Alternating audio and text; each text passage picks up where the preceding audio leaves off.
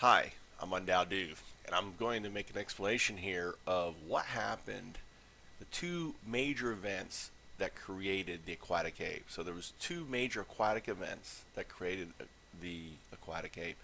And the first major event would start around 30 million years ago when tectonic shifts in the Indian Ocean would start.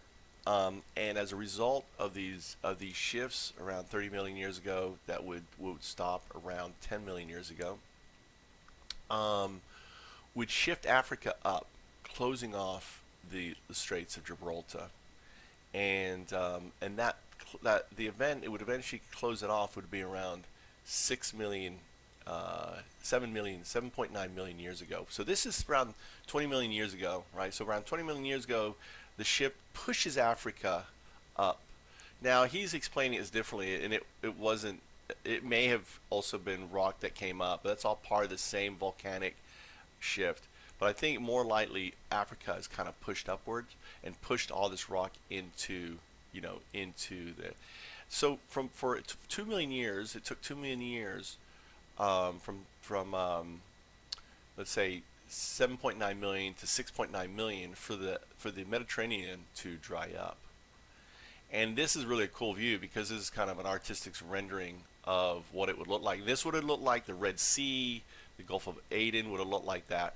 Well, this is over by Sicily. There was this massive, nearly 2 kilometer cliff that slowly the water would make its way through, right, and reattach the second part of the Mediterranean basin. And the amount of force of water and the amount of water would have coming through because a basin on the first basin would have filled up. Now this all would head to the Palestinian coast.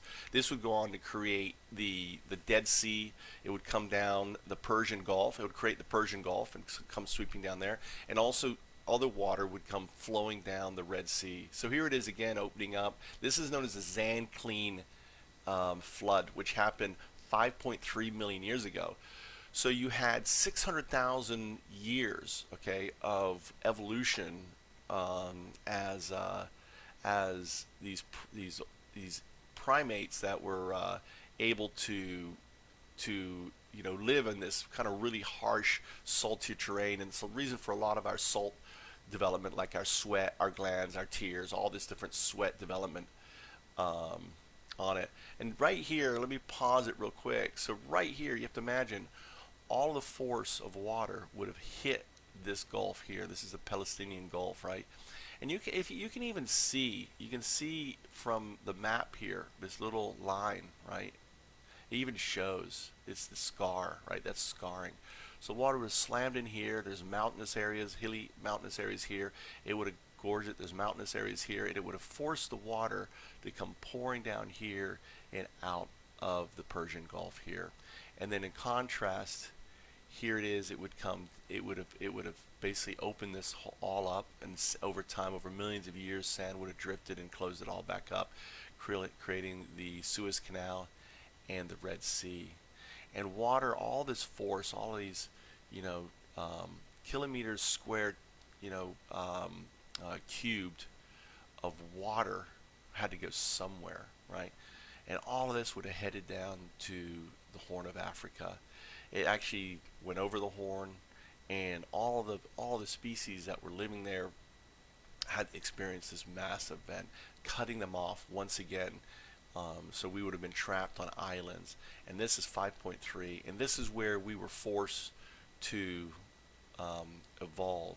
And every time there's known as a stand, which is when water are lowering, the stands perfectly correlates with the arrival of Homo habilis and Homo erectus, and finally Homo sapiens.